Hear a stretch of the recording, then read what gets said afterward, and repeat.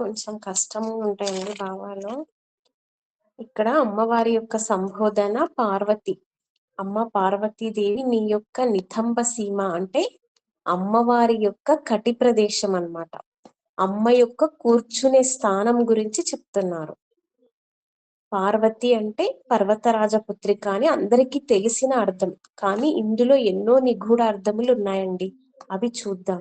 పర్వతము అంటే అంటే అమ్మవారి పిరుదుల గురించి చెప్తున్నారండి. నితంబ సీమ అని అంటారనమాట. అమ్మ కదండి, మనం అలా పిలవకూడదు కదా. మనలో ఏం చెప్తున్నానండి నేను ఇప్పుడు? ఆ పార్వతి పర్వతరాజ పుత్రిక అని అందరికీ తెలిసిన అర్థం అండి, కానీ ఇందులో ఎన్నో నిగూఢ అర్థములు ఉన్నాయి. అవి చూద్దాం. పర్వతము అంటే చలించనిది, కదలనిది అని అర్థం. మనలో కదలకుండా అంతటా వ్యాపించి ఉన్న ఆ తత్వం, ఆ పరబ్రహ్మ తత్వం పార్వతి అమ్మవారు. జగత్తులో మనలో కూడా కదలినివి కొన్ని ఉంటాయి, కదలనివి. కదిలేవి కొన్ని ఉంటాయి. కదిలేవి ఏమిటి? మనలో శ్వాస కదులుతూ ఉండాలి, ప్రాణశక్తి కదులుతూ ఉండాలి. అప్పుడే మనం అన్ని గ్రహించుకోగలుగుతాం. లేకపోతే ఈ కట్టెను శరీరాన్ని బయట పెట్టేస్తారు. రక్తం ప్రసరిస్తూ ఉండాలి, కదులుతూ ఉండాలి. కదలనివి ఏమిటి మరి? ఎముకలు, అవి కదలకూడదు. ఇవన్నీ కూడా కలిపి ఉంచే శక్తి పార్వతీదేవి అమ్మవారు అన్నమాట. మరి విశ్వంలో కదిలేవి ఎన్నో ఉన్నాయండి. వృక్షములు, ఆకులు కదులుతాయి, కాండం కదలదు. ఈ రకంగా కదలనిది, కదిలే తత్వం కలిపి ప్రయాణం సాగుతూ ఉంటుంది విశ్వంలో, మనలో. ఈ రెండింటిని కలిపి అనుసంధానం చేసే శక్తియే పార్వతి అమ్మవారు. ఇది ఒక అర్థం. ఇంకొక అర్థం ఏమిటంటే పర్వము అంటారు. పార్వతి కదండి, పర్వము అంటే కనుపు అర్థం. దీనికి ఉదాహరణగా వెదురు బొంగు లేదా చెరుకుగడ చూస్తే బాగా పట్టుకోగలమండి అర్థాన్ని. పర్వము అంటే పట్టుకోవడం. చెరుకుగడ ఇలా ఇలా ఉంటుంది కదండి, స్ట్రైట్ గా. అందులో ఏమిటి? మనకు గీతలలాగా ఉంటాయి. అంటే భేదం ఉన్నట్టుగా కనిపిస్తుంది, కానీ భేదం లేదు. ఖండములు ఉన్నట్టుగా కనిపిస్తుంది, మధ్యలో మధ్యలో ఇట్లా లావుగా కూడా ఖండంలాగా ఉంటాయి కదండి, కనిపిస్తుంది, కానీ అది ఖండములు కానిది. అది పర్వం అంటే.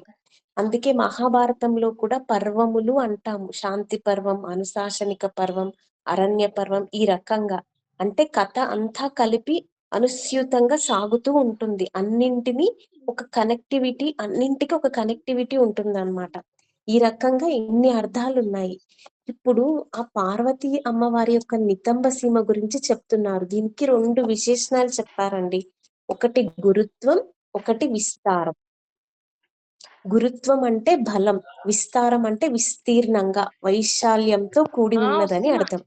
ఈ రెండు అమ్మవారికి ఎవరిచ్చారట?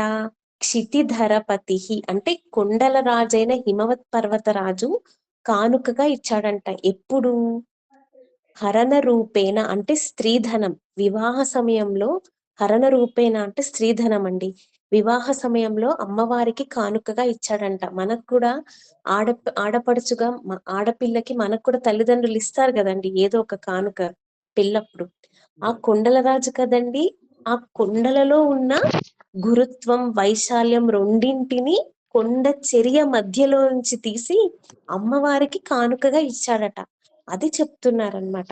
వసుమతిం స్థగయతి. ఈ గురుత్వం, ఈ వైశాల్యత.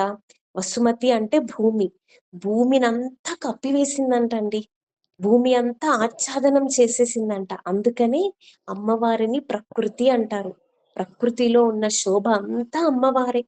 భూమి ఎంతో వైశాల్యం ఉన్నది, ఎంతో విస్తీర్ణంతో ఉన్నది అని అంటూ ఉంటాం, కానీ అమ్మ యొక్క నితంబ సీమ ముందర అది లఘుత్వం అంటే చిన్నదైపోయిందంట.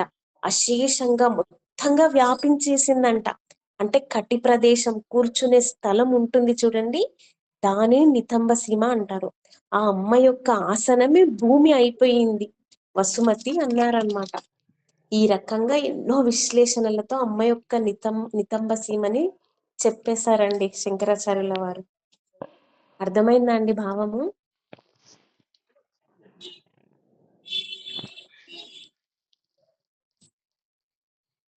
మీకు నితంబ అన్నది గుర్తొచ్చినప్పుడు మీకు గుర్తు రావాలన్నమాట అమ్మవారిది మొత్తం. అలా అలా బ్లైండ్ గా గుర్తు పెట్టుకోండి, మీకు ఒక్కొక్క భావము గుర్తొస్తుంది అనమాట.